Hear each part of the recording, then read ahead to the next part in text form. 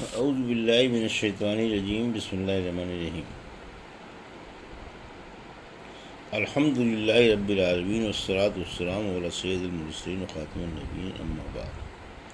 صحیح بخاری،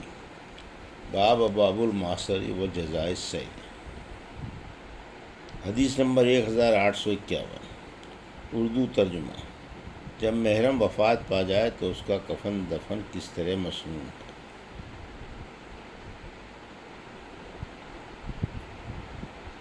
ہم سے یعقوب بن ابراہیم نے بیان کیا، انہوں نے کہا ہم سے حشیم نے بیان کیا، انہوں نے کہا ہمیں ابو بشر نے خبر دی، انہوں نے کہا کہ ہمیں سعید بن جبیر نے خبر دی کہ انہیں ابن عباس نے کہ ایک شخص نبی کریم صلی اللہ علیہ وسلم کے ساتھ میدان عرفات میں تھا کہ اس کے اونٹ نے گرا کر اس کی گردن توڑ دی۔ وہ شخص محرم تھا اور مر گیا۔ نبی کریم صلی اللہ علیہ وسلم نے یہ ہدایت دی کہ اسے پانی اور بیری کا غسل اور احرام کے 2 کپڑوں کا کفن دیا جائے، البتہ اس کو خوشبو نہ لگاؤ، اس کو نہ خوشبو لگاؤ نہ اس کا سر چھپاؤ، کیونکہ قیامت کے دن وہ لبیک کہتا ہوا اٹھے گا۔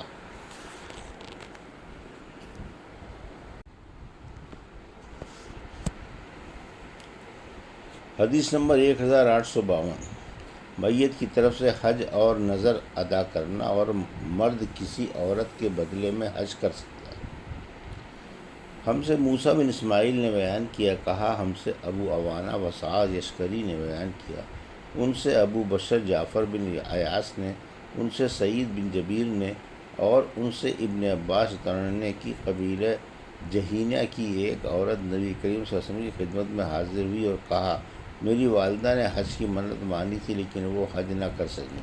اور ان کا انتقال ہو گیا، تو کیا میں ان کی طرف سے حج کر سکتی ہوں؟ اللہ صلی اللہ علیہ وسلم نے فرمایا کہ ہاں، ان کی طرف سے تو حج کر، کیا تمہاری ماں پر فرض ہوتا تو تم اسے ادا نہ کرتی؟ بس اللہ تعالیٰ کا قرض ادا کرنا بہت ضروری ہے۔ حدیث نمبر 1853، اس کی طرف سے حج بدل جس میں سواری پر بیٹھے رہنے کی طاقت نہ ہو۔ ہم سے ابو عاصم نے ابن جریر سے بیان کیا، انہوں نے کہا کہ ان سے ابن شہاب نے، ان سے سلیمان بن یسار نے، ان سے عبداللہ بن عباس رضی اللہ عنہ نے، اور ان سے فضل بن عباس رضی اللہ عنہ نے کہ ایک خاتون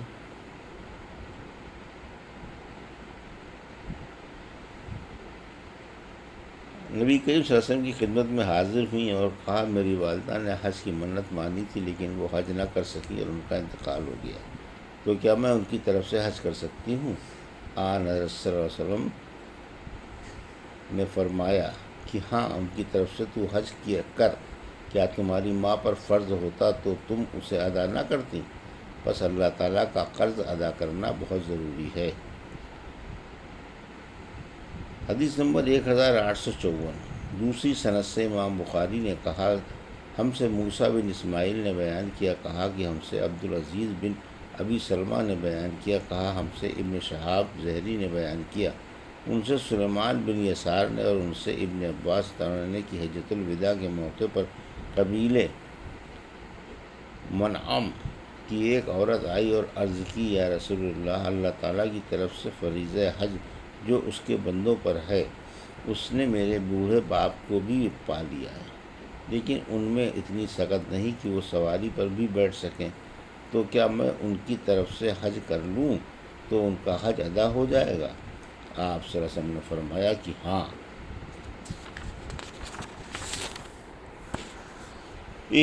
حدیث نمبر 1855، اردو ترجمہ۔ عورت کا مرد کی طرف سے حج کرنا۔ ہم سے عبداللہ بن مسلمہ نے بیان کیا، ان سے امام مالک نے، ان سے ابن شہاب زہری نے، ان سے سلیمان بن یسار نے، ان سے عبداللہ بن عباس نے بیان کیا کہ فضل بن عباس رسول اللہ صلی اللہ علیہ وسلم کی سواری پر پیچھے بیٹھے ہوئے تھے، اتنے میں قبیلے منعم کی ایک عورت آئی، فضل رضی اللہ عنہ اس کو دیکھنے لگے اور وہ فضل کو دیکھنے لگی،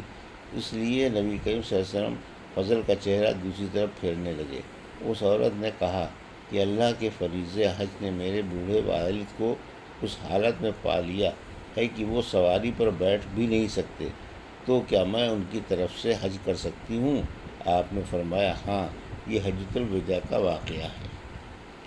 حدیث نمبر 1856، بچوں کا حج کرنا۔ ہم سے ابو نعمان نے بیان کیا، کہا ہم سے حماد بن زید نے بیان کیا، ان سے عبید اللہ بن ابی یزید نے بیان کیا کہ میں نے ابن عباس رضی اللہ عنہ سے سنا، آپ صلی اللہ علیہ وسلم نے فرمایا کہ نبی کریم صلی اللہ علیہ وسلم نے مجھے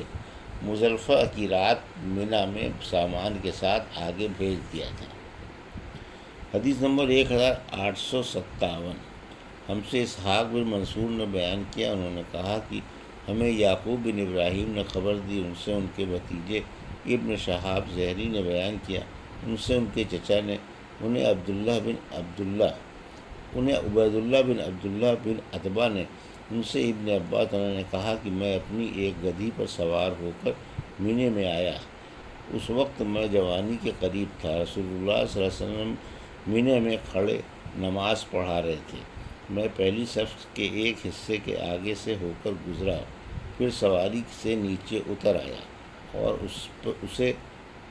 چرنے کے لیے چھوڑ دیا، پھر رسول اللہ صلی اللہ علیہ وسلم کے پیچھے لوگوں کے ساتھ صف میں شریک ہو گیا۔ یونس نے ابن شہاب کے واسطے سے بیان کیا کہ یہ حجۃ الوداع کے موقع پر منی کا واقعہ ہے۔ حدیث نمبر 1858،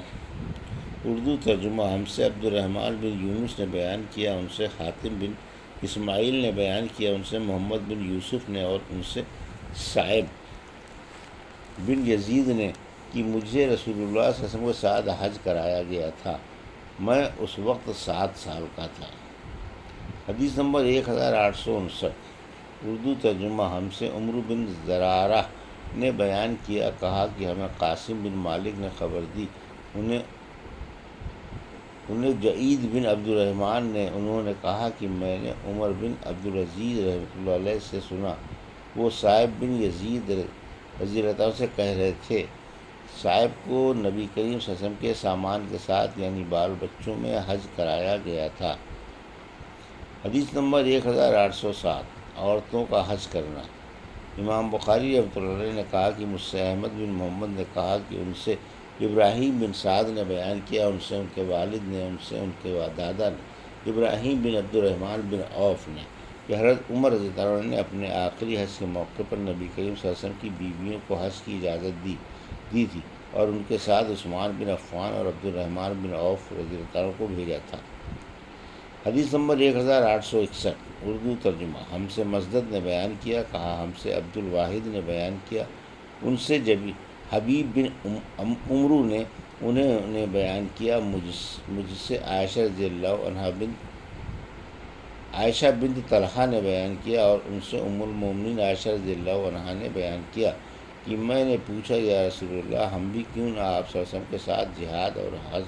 اور غزووں میں جایا کریں؟ آپ صلی اللہ علیہ وسلم نے فرمایا، تم لوگوں کے لیے سب سے عمدہ اور سب سے مناسب جہاد حج ہے، وہ حج جو مقبول ہو۔ حضرت عائشہ رضی اللہ عنہ کہتی تھی کہ جب سے میں نے رسول اللہ صلی اللہ علیہ وسلم کا یہ ارشاد سن لیا ہے، حج کو میں کبھی چھوڑنے والی نہیں ہوں۔ حدیث نمبر 1862، اردو ترجمہ۔ ہم سے ابو نعمان نے بیان کیا، کہا ہم سے حماد بن زید نے بیان کیا، ان سے عمرو بن دینار نے بیان کیا، ان سے ابن عباس کے غلام ابو معبدہ نے، اور ان سے ابن عباس نے کہ نبی کریم صلی اللہ علیہ وسلم نے فرمایا، کوئی شخص کسی عورت کے پاس اس وقت تک نہ جائے جب تک کہ وہاں ذی رحم محرم موجود نہ ہو۔ ایک شخص نے پوچھا، یا رسول اللہ، میں تو فلاں لشکر میں جہاد کے لیے نکلنا چاہتا ہوں، لیکن میری بیوی کا ارادہ حج کا ہے۔ آپ صلی اللہ علیہ وسلم نے فرمایا کہ تو اپنی بیوی کے ساتھ حج کو جا۔ حدیث نمبر 1863، اردو ترجمہ۔ ہم سے عبدان نے بیان کیا، کہا ہم کو یزید بن زریع نے خبر دی، کہا ہم کو حبیب معلم نے خبر دی، انہیں عطا بن ابی رباح نے، اور ان سے ابن عباس رضی اللہ عنہ نے فرمایا کہ جب رسول اللہ صلی اللہ علیہ وسلم حجۃ الوداع سے واپس ہوئے تو آپ صلی اللہ علیہ وسلم نے سنان انصاریہ عورت سے دریافت فرمایا کہ رمضان میں عمرہ کرنا میرے ساتھ حج کرنے کے برابر ہے۔ اس روایت کو ابن جریر نے عطا سے سنا، کہا انہوں نے ابن عباس رضی اللہ عنہ سے سنا، انہوں نے نبی کریم صلی اللہ علیہ وسلم سے، اور عبید اللہ نے عبد الکریم سے روایت کیا، ان سے عطا نے، اور ان سے جابر رضی اللہ عنہ نے، اور انہوں نے نبی کریم صلی اللہ علیہ وسلم سے۔ حدیث نمبر 1864، اردو ترجمہ۔ ہم سے سلیمان بن حرب نے بیان کیا، کہا کہ ہم سے شعبہ نے، ان سے عبد الملک بن عمر نے، ان سے زیاد کے غلام قزع نے، انہوں نے بیان کیا کہ میں نے ابو سعید خدری رضی اللہ عنہ سے سنا، جنہوں نے نبی کریم صلی اللہ علیہ وسلم کے ساتھ بارہا جہاد کیے تھے، وہ کہتے تھے کہ میں نے 4 باتیں نبی کریم صلی اللہ علیہ وسلم سے سنی تھیں، یا یہ کہ وہ یہ 4 باتیں نبی کریم صلی اللہ علیہ وسلم سے نقل کرتے اور کہتے تھے، یہ باتیں مجھے انتہائی پسند ہیں، یہ کہ کوئی عورت 2 دن کا سفر اس وقت تک نہ کرے جب تک کہ اس کے ساتھ اس کا شوہر یا کوئی اور محرم نہ ہو، نہ عید الفطر اور عید الاضحیٰ کو روزے رکھے جائیں، نہ عصر کی نماز کے بعد غروب ہونے سے پہلے، اور نہ صبح کی نماز کے بعد سورج نکلنے سے پہلے کوئی نماز پڑھی جائے، اور نہ 3 مساجد کے سوا کسی کے لیے کجاوے باندھے جائیں، مسجد حرام میری مسجد اور مسجد اقصیٰ۔ حدیث نمبر 1865، اردو ترجمہ۔ اگر کسی نے کعبے تک پیدل سفر کرنے کی منت مانی، ہم سے محمد بن سلام نے بیان کیا، کہا ہمیں مروان فزاری نے خبر دی، انہیں حمید طویل نے، انہوں نے بیان کیا کہ مجھ سے ثابت نے بیان کیا، اور ان سے انس رضی اللہ عنہ کہ نبی کریم صلی اللہ علیہ وسلم نے ایک بوڑھے شخص کو دیکھا جو اپنے 2 بیٹوں کا سہارا لیے چل رہا ہے۔ آپ صلی اللہ علیہ وسلم نے پوچھا، ان صاحب کا کیا حال ہے؟ لوگوں نے بتایا کہ انہوں نے کعبے کو پیدل چلنے کی منت مانی ہے۔ آپ صلی اللہ علیہ وسلم نے انہیں سوار ہونے کا حکم دیا۔ حدیث نمبر 1866، اردو ترجمہ۔ ہم سے ابراہیم بن موسیٰ نے بیان کیا، کہا کہ ہم کو حشام بن یوسف نے خبر دی کہ ابن جریر نے انہیں خبر دی، انہیں یزید بن حبیب نے خبر دی، انہیں ابو الخیر نے خبر دی کہ عقبہ بن عامر رضی اللہ عنہ نے بیان کیا کہ میری بہن نے منت مانی تھی کہ بیت اللہ تک وہ پیدل جائیں گی، پھر انہوں نے مجھ سے کہا کہ تم اس کے متعلق رسول اللہ صلی اللہ علیہ وسلم سے بھی پوچھ لو، چنانچہ میں نے آپ صلی اللہ علیہ وسلم سے پوچھا تھا، تو آپ صلی اللہ علیہ وسلم نے فرمایا کہ وہ پیدل چلیں اور سوار بھی ہو جائیں۔ یزید نے کہا، ابو الخیر ہمیشہ عقبہ رضی اللہ عنہ کے ساتھ رہتے تھے۔ حفظ ابو عاصم نے بیان کیا، ان سے ابن جریج نے، ان سے یحییٰ بن ایوب نے، ان سے یزید نے، ان سے ابو الخیر نے، اور ان سے عقبہ رضی اللہ عنہ نے پھر یہی حدیث بیان کی۔ یہ تھی صحیح بخاری باب ابواب المعصرہ و جزاء الصید